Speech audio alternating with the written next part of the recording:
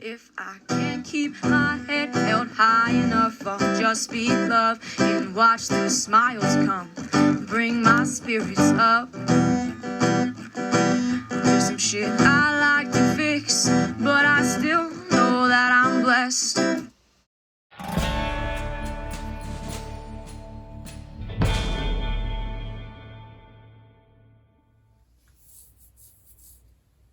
Hi everybody! Happy holidays!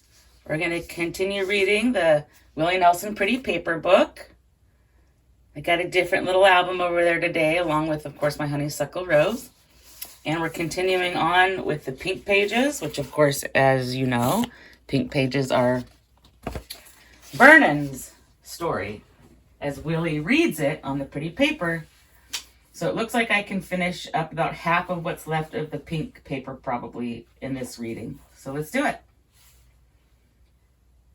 Pink paper, 'cause Vicky's bedroom was painted pink. Her blanket was pink, with drawings of blue and gold angels. I sat at the edge of her bed. Toby leaped up and sat on my lap. The song I sang Vicky was the lullaby my grandmother had taught me as a child. All night, all day, angels watching over me, O Lord. All night, all day, angels watching over me.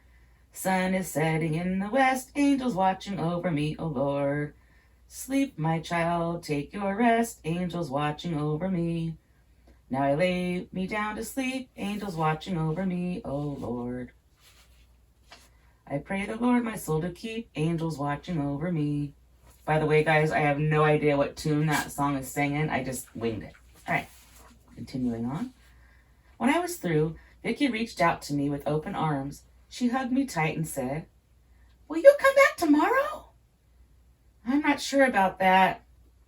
I'll get Mommy to invite you." "Go to sleep, sweetheart," said Jill, tucking her in and kissing her goodnight. Jill and I went back to the kitchen, where she said, "Looks like you made a friend." "What can I say?" "You can say whether you want a cup of coffee or something stronger." "Coffee's fine." While Jill made coffee, I sat back down on the couch and softly strummed her guitar. "Cream and sugar?" she asked. "Just black." She placed the mug of coffee on an end table and sat next to me. She was close enough to where our knees touched. That made me uncomfortable. "Can I make a confession?" she asked. "I'm not sure how to answer that." "Well, I'll confess anyway. When Cynthia was going with Willard and joined your band, I used to come to your shows. I used to stand there and think, wow, Vernon Clay is not only a cool-looking guy, he's a damn great guitarist. I was always waiting for you to sing, but Willard and that Marla did most of the singing. I always wondered why." "I like being in the background," I admitted. "How come?" "It's where I could focus on the guitar." "But on the first record, that song you sang for us tonight, you did the singing. You sang Faith." "Well, that was different." "It was also a hit, wasn't it? At least around here they were playing it on the radio all the time." "It did pretty good." "But it didn't prove to you that you could sing?"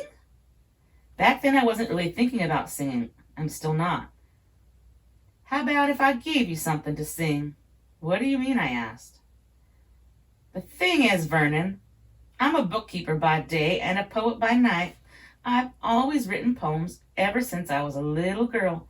Some of them sound like songs to me, but I can't sing and can barely play the guitar. Maybe you can hear a melody in these poems. What do you say?" If I told the truth, I would have said that I wanted to leave. The more intimate things got, the more uncomfortable I felt. The way Jill had invited me over, the way she prepared my favorite dish, the way she sat so close to me, the way her knees kept touching mine, the excitement to her voice when she discussed my music, all this was telling me that I could have my way with her if I wanted, and I did want her, yet I didn't. I didn't want to get involved with a woman, any woman, especially a woman I just met, and especially a woman who came on strong the way Marla had come on strong, and especially a woman 2 years older than me and probably a lot more experienced. Mind if I read you a poem I wrote? She asked. I wanted to say no, but I didn't want to be rude. After all, she just cooked me dinner. She couldn't have been nicer. Sure, I said. I call it lonely. Lonely comes round like an uninvited guest at the end of every day. Lonely sits right down on my bed and promises not to stay. Lonely says he's just passing through. He won't bother me for long, but when morning comes, I can still hear Lonely singing this lonely song. Without thinking, I reached for Jill's guitar and started singing what I heard as a chorus to the song. I don't know where the words came from. They just flowed. Lonely is my heart, lonely is my soul, lonely in summer's warmth, lonely in winter's cold, lonely until I can find someone to love me true, lonely as I wonder, could that someone be you? Jill looked at me in wonderment. How did you do that? She asked. How did you know that was just what I wanted to say? I'm really not sure. The words just kind of spilled out. She leaned over and gently took the guitar from my arms, pressed herself against me, and put her mouth on mine. Her lips were moist.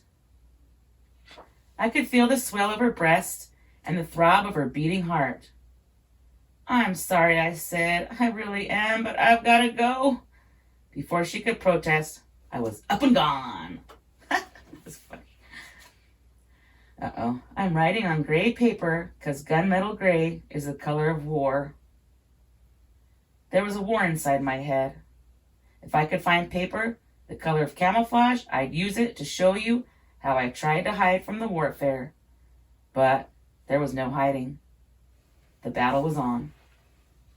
One side said, stay away from Jill. Jill was trouble. Jill was like Marla. She was eager, way too eager, to get with me. Maybe she wasn't as aggressive as Marla, but she sure as hell made it plain that she was mine for the asking. And also, like Marla, she claimed to be connected to my music. Okay, maybe Marla hadn't written poems the way Jill wrote poems. And sure, that lonely poem touched my heart. And yes, I wrote the chorus in a way that felt, well, magical. But maybe it was black magic. Maybe women like Marla and Jill had a way of putting a spell on me. Maybe that's how they used me, and then abused me, and then left me high and dry. But on the other side, Jill was beautiful, Jill was sexy, Jill had Vicky, and Vicky was precious. Spending time with Vicky and Jill was the most fun I'd had in months. They were warm and welcoming and made me feel wanted. They were almost too good to be true. I wanted to trust that good feeling, but could I? Was I just being set up for another big fall? The mental warfare was making me a little crazy, and when I went back to work the next day at the Ford dealership, I had a hard time concentrating on the few customers who wandered in to look at used cars. I half expected Jill to come over to the lot and say something to me, but she didn't. Well, why would she? Wasn't I the one who owed her an apology? Yet I didn't know what to say, so I avoided her. That evening, when I got back to the apartment above the antique store, I saw that Meg Newberry had slipped a note under the door. The note shocked me. It said, Marla had been trying to reach me and left a number where I could call her. How did Marla know where to reach me? And what did she want? I wasn't sure I cared. Besides, I didn't have a phone. I didn't want to talk to her anyway. That night I barely slept. Next morning I went to work. I was sitting in a little trailer office that looked over the used car lot. No customers in sight. The phone rang. "Vernon, it's Jill." Her voice wasn't angry, but it also wasn't sweet. She sounded matter of fact when she said, "Marla is calling you. She's on line 2. "Oh," was all I could manage. "Do you want to talk to her?" asked Jill. I don't know. I guess I should." I started the blinking red button for a few seconds before I finally pressed it. "Hi," I said. "How'd you know where I was? And that I was here?" "It's a small town." "Where are you?" "Nashville." "Why are you calling?" I asked. "I'm flying to Reno to get our divorce. There'll be papers for you to sign. Where should I send them?" "Doesn't matter," I said. "It does matter. I want this thing over." I gave her the address of the Newberry's antique shop. "That's all I want," she said, and with that she hung up. I held the phone to my ear. The dial tone seemed like the ugliest sound I'd ever heard. The next thing I knew, I was walking over to the main building. I went into Ryan's office and told him, "I'm sorry, man, I really am, but this job isn't right for me. I'm no salesman. I'm sure you'll find someone a lot better than me." "I understand," he said. "Maybe you just weren't cut out for normal work. Maybe you should just stick with your music. Maybe. Anyway, thanks, Ryan, for trying to help me out. See you around." On the way to my car, I heard someone calling my name. It was Jill running after me. "Where are you going?" she asked. "What happened?" "I quit." "I figured you were going to quit. I mean, what happened on the phone with Marla?" "Do you really care?" "Yes, I really care."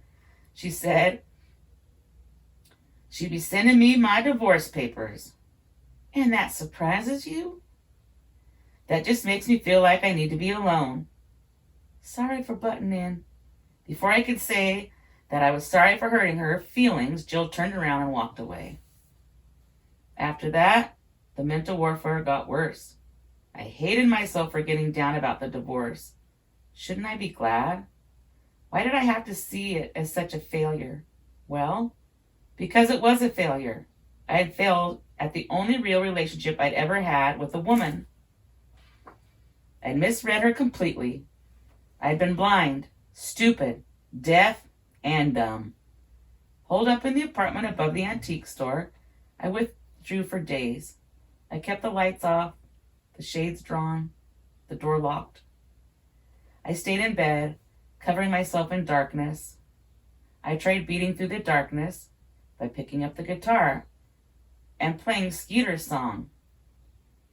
Easy going when it's good, easy going when it's bad, easy going when you're happy, easy going when you're sad. But it wasn't easy, it was hard. The long nights were endless, the days dragged on.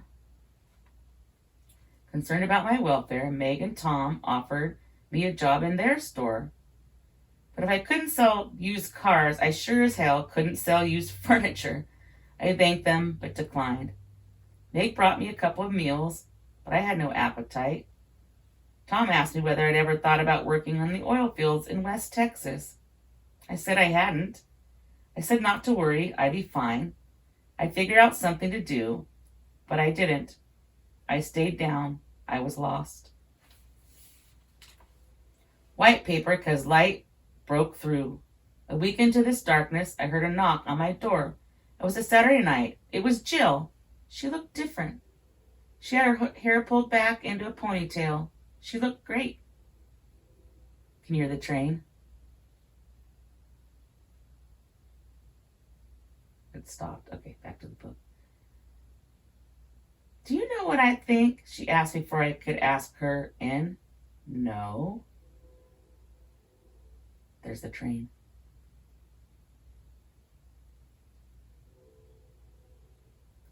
"I think you're feeling sorry for yourself. I think you're drowning in an ocean of self-pity. That's what I think." I then said something that surprised me. I said, "I'm glad to see you, Jill. You are? I didn't think you ever wanted to see me again. I'm sorry if I gave you that feeling. You ran from my house. I was scared. Of what? She asked. Of you, I said.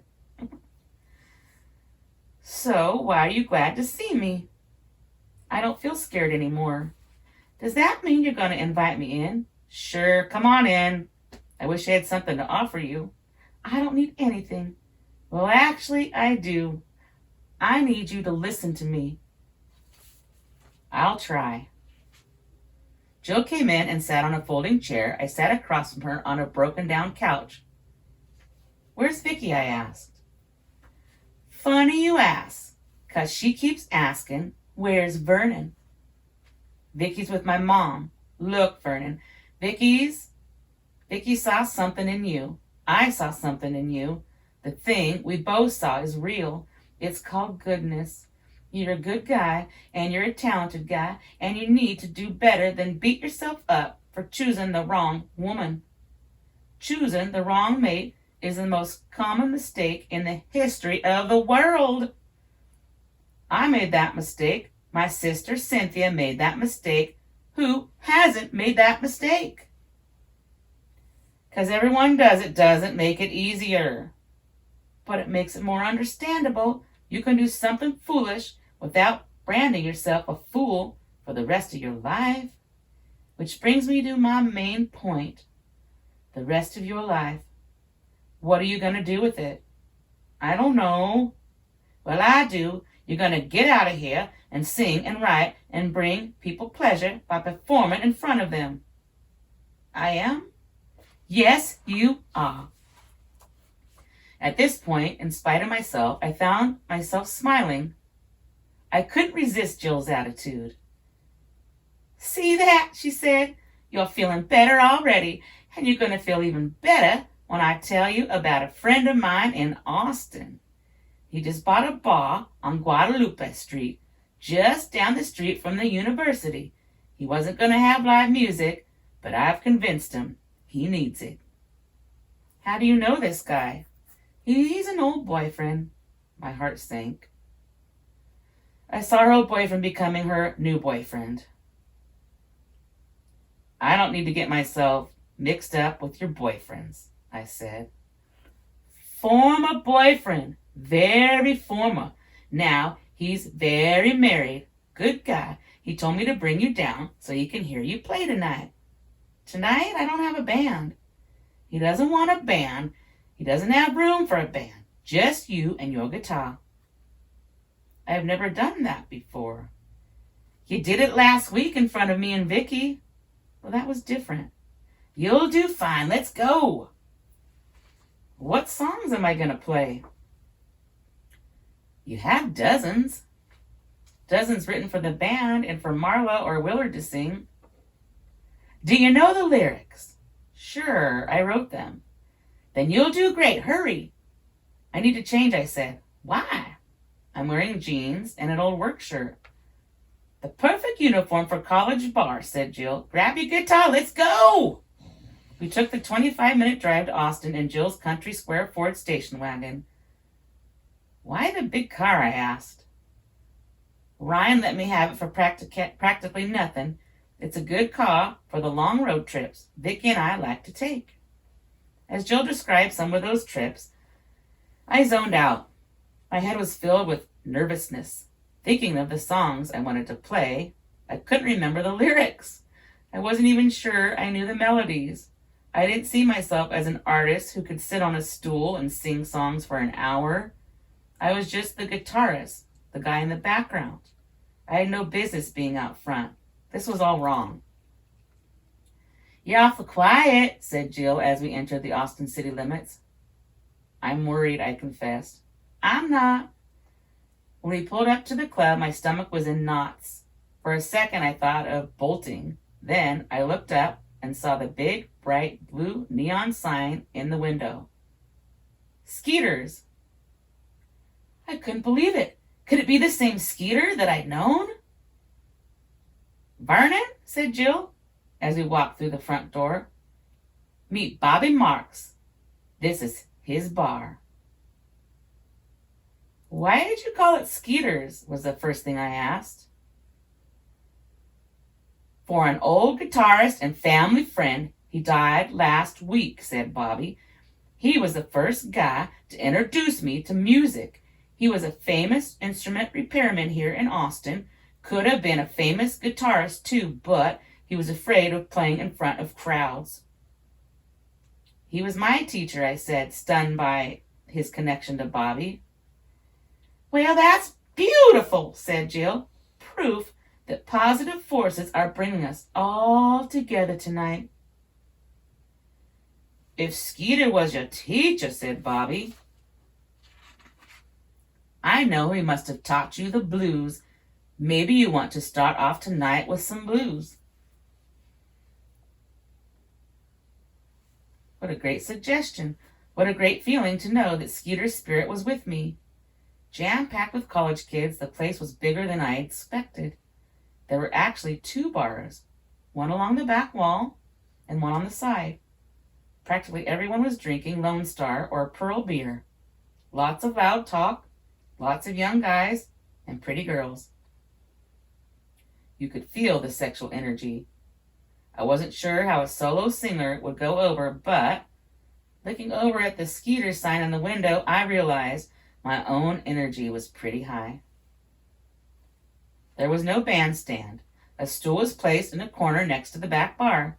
I plugged in my amp. I was given a mic. There was no spotlight, which was fine with me. There was no introduction, also fine with me. I took Bobby's suggestion and broke out with a blues, one of the first blues Skeeter had ever taught me. Elmore James's Dust My Broom. That got the attention of a few guys who wandered over to see who was playing. I stayed on the blues because the blues were warming me up. At first, my singing voice sounded a little unsure, but when I heard Jill shout, "Sing out, boy! Say what you gotta say!" I broke out in a big smile. My voice got louder. I actually liked the sound of my voice. Singing those old blues brought Skeeter to mind. I pictured him out there, standing among the college kids, nodding his head and cheering me on. I hit notes I'd never hit before, sang songs I'd never sung before, felt feelings I'd never felt before. The small circle surrounding me grew larger. The cheers after each song got louder. When I broke into Jimmy Reed's Bright Lights Big City, some of the kids started dancing. The only percussion way was my foot stomp on the floor. No one seemed to care. The music was getting over.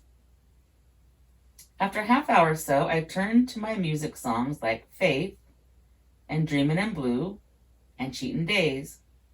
By then, I had the crowd in the palm of my hand. When I sang my slow songs, the place got whisper quiet.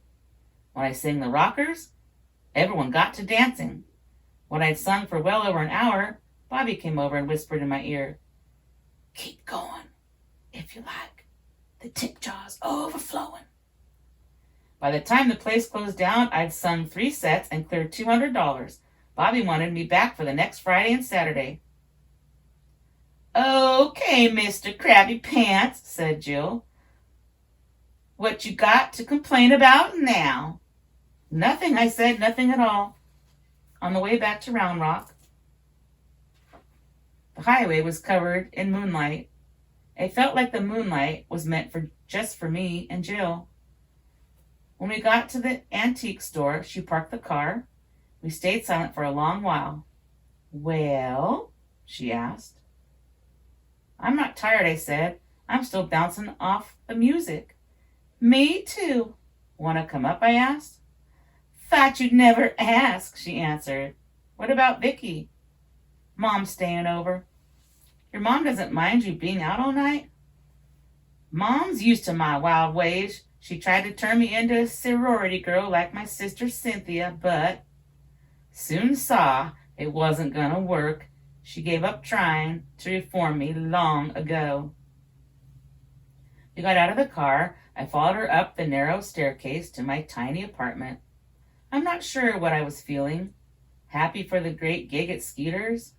Grateful that Jill had coaxed me into it? Uneasy about what we were going to do. I had never been with any woman other than Marla.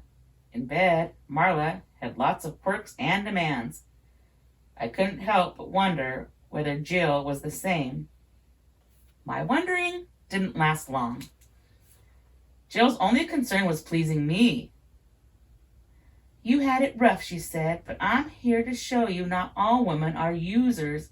Some actually like men and like supporting them. My mind said I could use all the support I can get, but my mouth didn't speak the words. I didn't have to speak. Jill sensed how I felt. She knew that my soul was wounded and my body was hungry for love.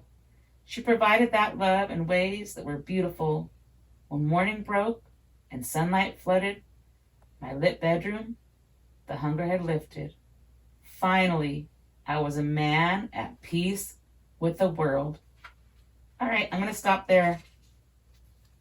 And next time we'll finish up this section of the colored paper, the pink pages.